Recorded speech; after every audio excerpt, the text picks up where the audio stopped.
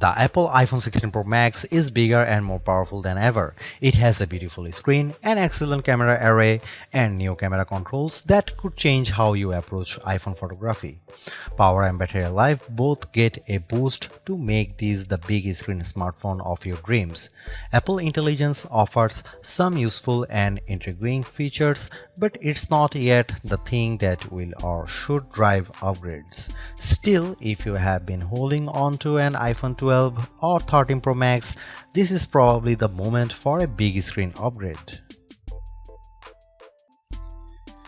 It might seem like Apple's phone design strategy is now why mess with a good thing. In some ways, that's true. The iPhone 16 Pro Max doesn't stray far from the aesthetic first established with the iPhone 12, but also carries forward the myriad challenge made over the last few generations, like the smoothed out edges and new action button which replaced the silent switch on the Pro models last year. Its dimensions are close to those to the iPhone 15 Pro Max but enlarged by a few millimeters here and there. The 16 Pro Max is 163mm by 77.6mm by 8.25mm and weighs 227 grams. That's 6 grams heavier, 3.1mm taller, and 0.9mm wider than the iPhone 15 Pro Max. If you are comfortable holding and using the iPhone 15 Pro Max, I suspect you will have no trouble with the iPhone 16 Pro Max. I can't say the new phone feels substantially larger in my hand, but I do notice the difference in screen size. The bottom edge features microphone and speaker perforations, along with a USB-C port that, with the right cable, can support Thunderbolt 4 data transfer speeds. There's also a speaker slot along the very top edge of the display. Together with the bottom edge speaker, this phone can produce undistorted room-filling sound. Highs are sharp, mids are strong, and bass is good for the device size. Button placement is mostly identical to last year, with the volume buttons and action button on one side and the larger power or sleep or CD button on the other side. They are joined, however, by a new button, camera control, roughly the same size as the power button. The camera control button is a multi-purpose control that can recognize physical presses and lighter presses to enable haptic response and gestures. It offers instant access to the camera and with those other presses and gestures to various virtual millimeter lenses and camera settings. The materials and build quality are once again excellent. Apple used grade 5 titanium on the body over a graphite-clad aluminum substructure. Apple has also upgraded its ceramic shield, which may make it less susceptible to cracks and scratches, although I was quite careful with my 1TB Desert titanium test unit, so I can't say for certain if this is the case. Okay, I did get it wet, purposely running the IP68 rated iPhone 16 Pro Max under a garden sprinkler. It was fun to watch the screen activating as it was touched by 1,000 tiny fingers when it was just water droplets, but the phone was otherwise unmoved and unharmed by the deluge. Sometimes I wonder how Apple might say its next screen technology. Will it add duper to it so it becomes super duper Retina XDR display?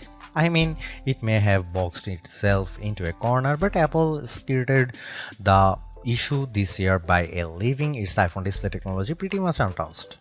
This is a giant screen, 6.9 inches, achieved through a combination of a slightly larger chassis and pleasingly thinner bezel. There are more pixels than last year. The iPhone 16 Pro Max screen is 2868 by 1320, while the iPhone 15 Pro Max is 2796 by 1290.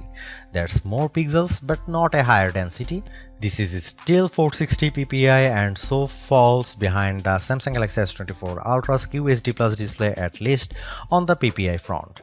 Apple also didn't mess with the dynamic island, which remains a useful and fungible information peel in the upper portion of the screen. It houses Face ID, depth sensors, and a 12-megapixel true depth camera. The camera takes excellent selfies and is my go-to for biometric unlocking. While the display's core specs haven't changed, they are worth noting. It's a wide color gamut screen that supports HDR True Tone always on display, means you can see a less saturated version of your lock screen without unlocking the phone, 2000 nits of peak brightness outdoors, and Pro Motion. Speaking of which, everything I did on the iPhone 16 Pro Max looked fantastic. I don't even notice the dynamic island when it's inside one of my games, and streaming videos via the likes of Netflix tends to crop out the cutout. I know everyone wants to talk about Apple Intelligence, but it's the changes to the core iOS 18 platform that will have the biggest impact on your iPhone 16 Pro Max day-to-day use. Photos, for instance, has gotten a huge overhaul, and one that I'm not entirely sure makes it better. It's a situation of who moved my cheese, as many of your core features may have shifted or been replaced. The Photos app now defaults to search and collections, which might throw people who are expecting to see their photo library. Still, if they get used to using search for some natural language queries that yield useful image results, they might be pleasantly surprised. The iOS interface is now more customizable, and if you want, you can leave spaces in your app grids. You still can't place an app icon in space that, say, straddles two spaces in the invisible grid, but I think people will appreciate this new level of flexibility. Apple seems a bit obsessed with summarization. Summaries exist in writing tools and in the new Safari, which has a slightly hidden highlights feature. Look for a tiny hamburger menu on the left side of the address bar. You can use that to turn it on, and it will take, for example, a lengthy New Yorker article about Ronald Reagan and condense the thousands of words into a paragraph summary. Impressive. So I worry that such a boil down might leave out important nonsense. There's even a new passwords app that consolidates and surfaces all the password feature Apple has previously hidden in features like keychain. Now you have an easy to access app to manage sometimes confusing password and security word. One of my favorite new iOS 18 features is Math Notes. Inside Notes, you can scribble any question, and when you put an equal sign at the end of it, Math Notes automatically solves it and writes the answer in what will look just like your own penmanship. It's a smart bit of machine learning. None of this is as sexy as Apple Intelligence, but this and the myriad of other changes coming with iOS 18 might be more readily practical than what you can currently do with Apple's AI efforts. Apple's 13-year-old digital assistant has burst out of its floating bubble, and now when you summon it, takes over the whole screen. I switched between calling Siri by name and using a long press on the power button to call it, and each time the entire screen was encased in a beautiful multicolor glow. The display almost appears to flash when you press that button, and when you make your request, the screen pulses in response. Siri really seems more alive than ever. This, too, might be the most exciting part of the update. Apple Intelligence features that give Siri access to information about you on the phone to make its responses more contextually relevant are not here yet, nor are app insights that might help dig into applications to enable features and actions.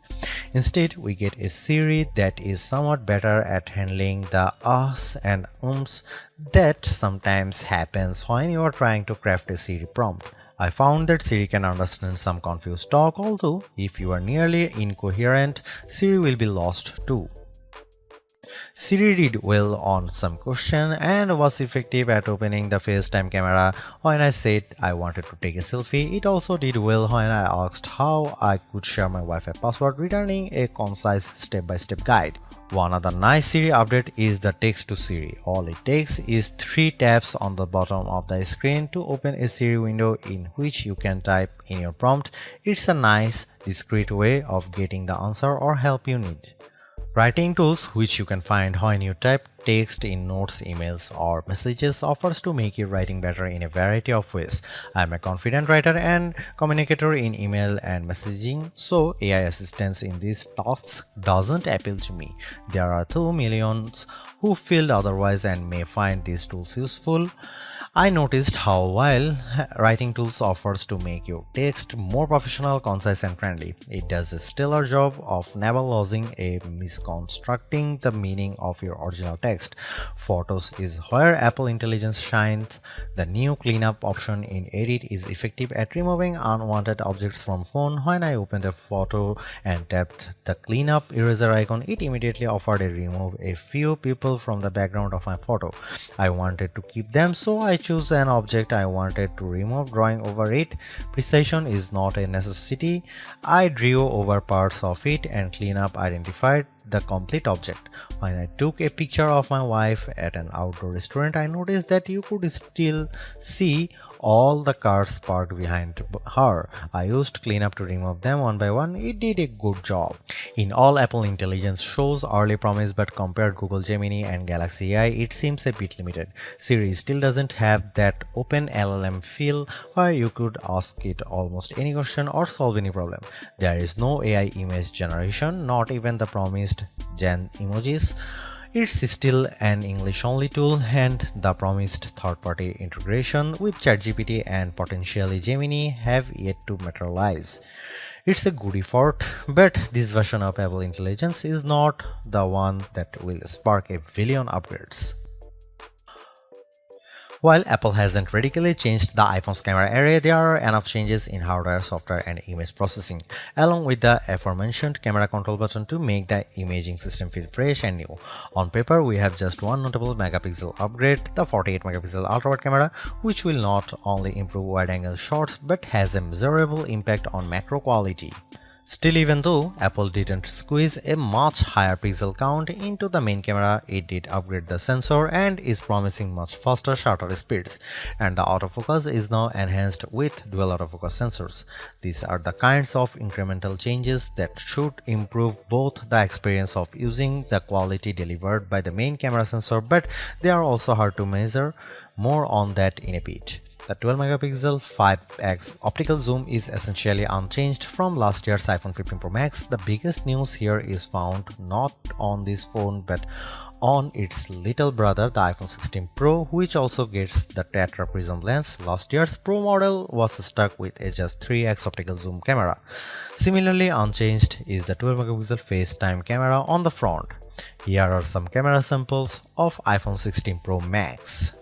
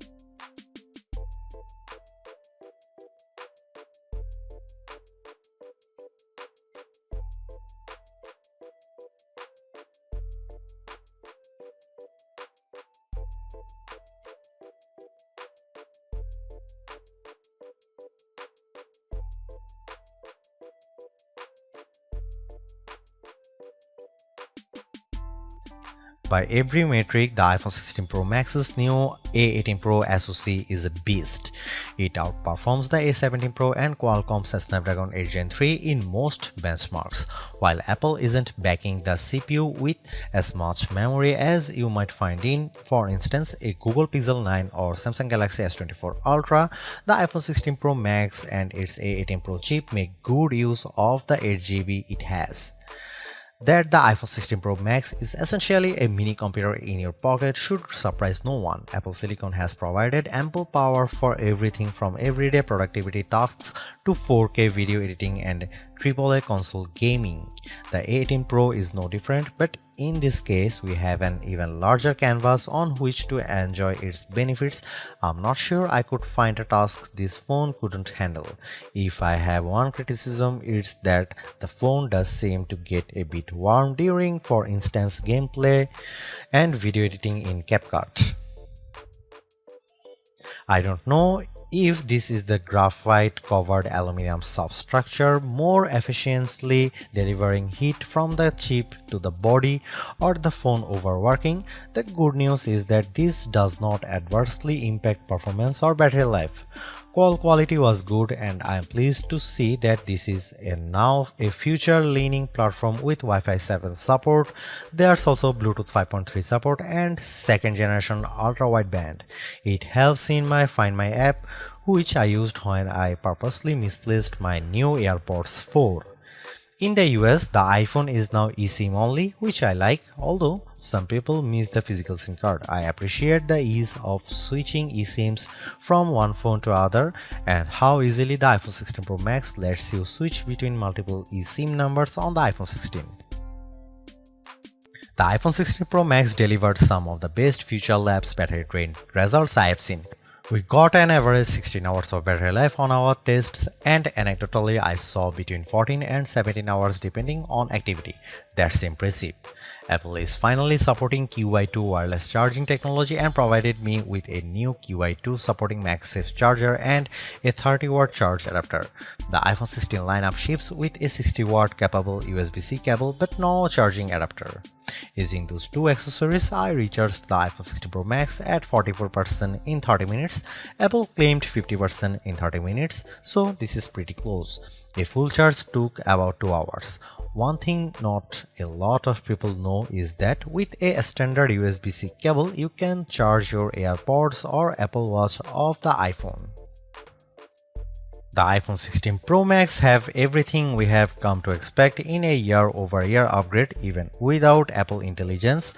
The 6.9-inch iPhone 16 Pro Max have a slew of upgrades including a good battery life, outstanding photo and video chops and iOS 18. The iPhone 16 Pro Max are excellent phones worthy of a spot in your pocket if you can afford them.